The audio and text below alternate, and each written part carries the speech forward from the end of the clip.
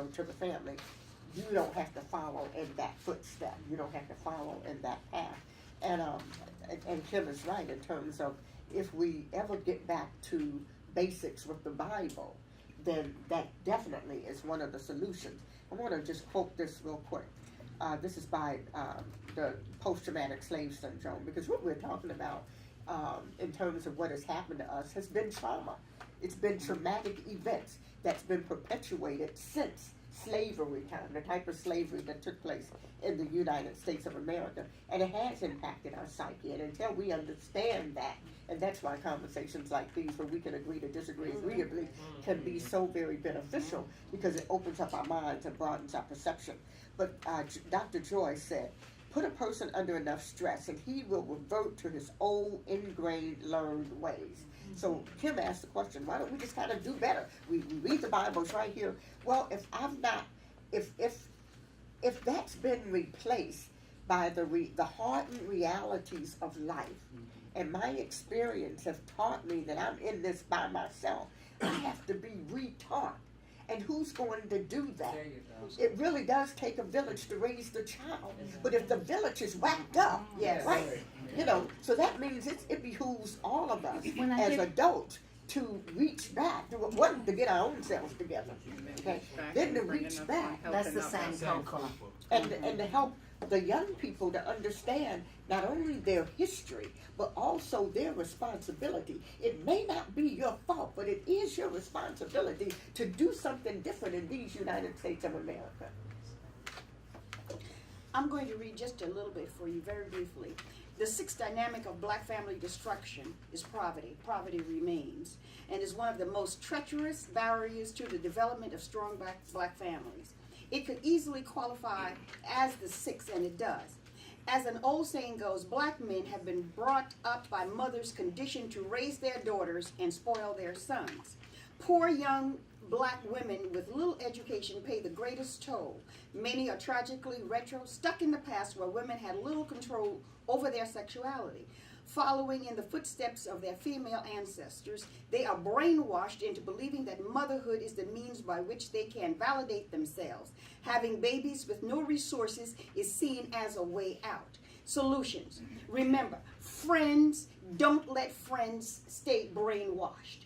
If we care about each other, we don't let each other stay brainwashed. We have to seek tactful ways to call out your friends and loved ones if they seem to be poisoning the environment for healthy relationships. We have to vow to end the legitimization of physical or verbal abuse in the black family, and let everyone, be they family members or comedians, know verbally or with your wallets. If there are movies or there are things, when Oklahoma just the governor passed the law the other day about gay relationships, and they would do this. The gay community revolted, and he had to change. If we as a people, one of the solutions, and they say we spend more money than the eighth smallest nation, right? We spend a lot of money.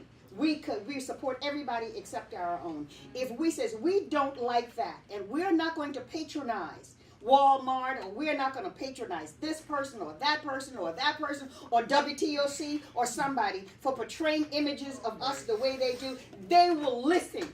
But we don't do that. We don't do that. So that's one of the solutions. We must flip the script. With the proper perspective and commitment, we can flip the script and utilize the positives that have helped us survive the black inferiority trap. Once we really accept that we are not the way we have been projected for more than 400 years, everything changes. Once we realize that, but we must, like Kim says, we have to realize that.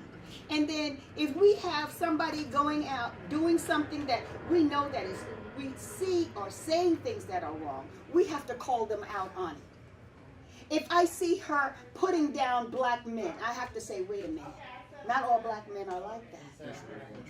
We have to call them out. We have to stop them.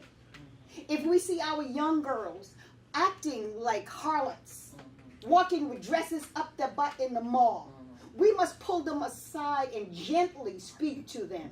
I know we have to be careful. But if we go around in fear, fear will immobilize all of us.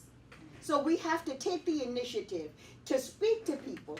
And when we see something that's perpetuating the slavery syndrome among us and the way we were brought up, we have to be able to speak out. If you see a brother abusing a woman, you have to speak out. And we have to demand respect, Yes. you know, within ourselves. I'm not going to let someone mistreat me, but that's a decision I have made. So if I have daughters or granddaughters, I need to teach them that.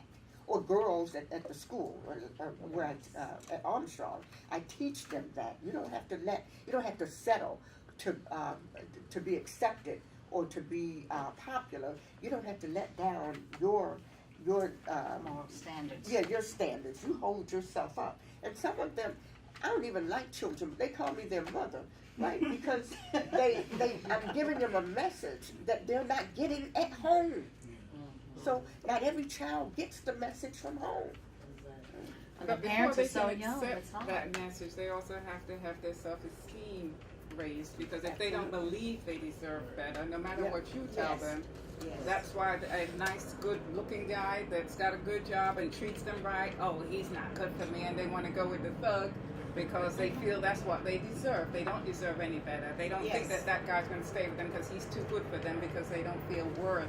Don't So feel we have to worthy. raise their self-esteem so that they love themselves and feel, yes, I am worthy of somebody good in my life that's not going to emotionally and physically abuse me.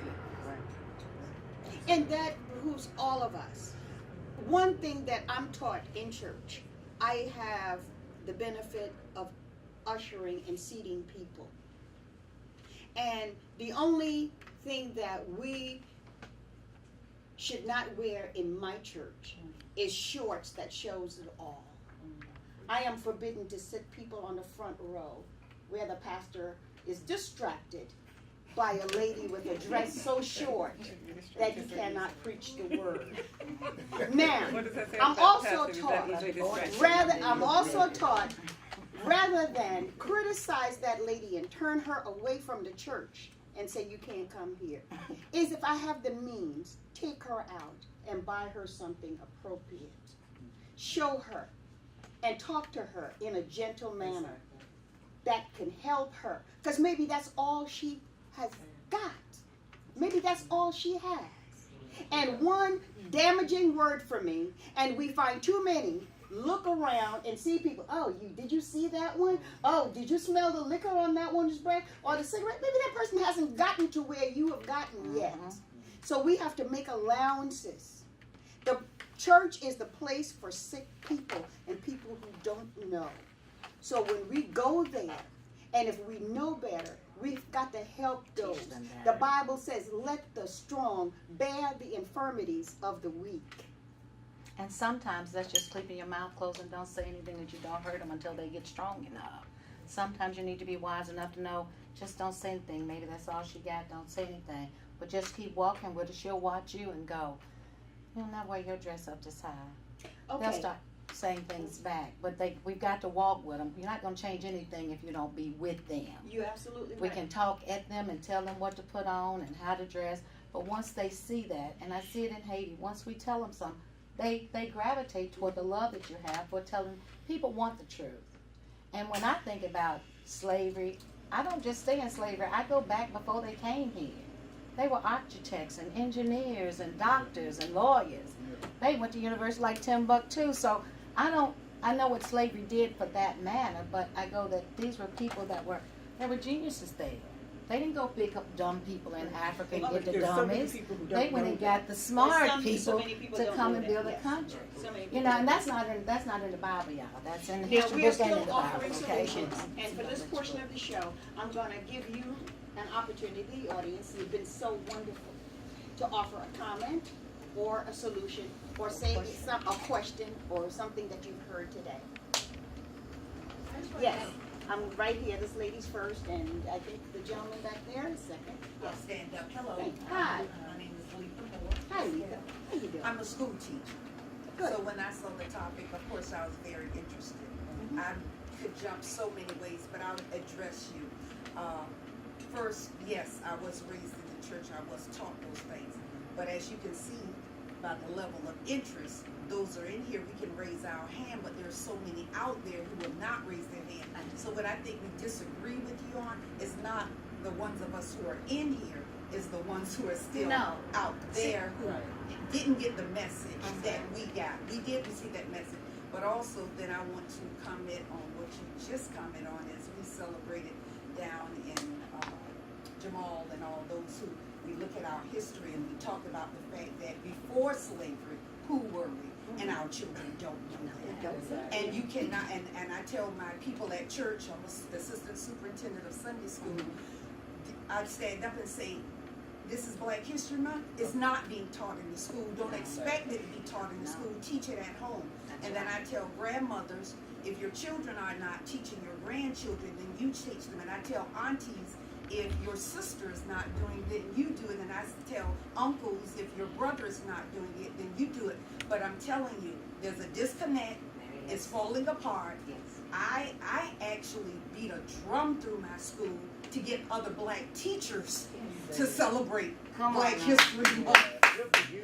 Because they're young, coming up, don't know, too busy. What's all that about? I wear African attire all year. I don't have it on now, but on St. Patrick's Day, I had my green dashiki on because I do recognize the green, but I wear it with African pride. So many of our kids are disconnected from all of Totally. that. Totally. They're disconnected from slavery, from history, from everything. Right. They're not here. So We're what here. is your solution? I keep beating my own drum. Okay. Each of us have to do what we can. Yeah. As you said, when This you is go one to the thing. jail and you talk to them and you touch those who you touch, and I like the fact that you said we gotta walk You with got to them. walk with Because I them now. have It's people too say, far. those kids, and I fall into that trap.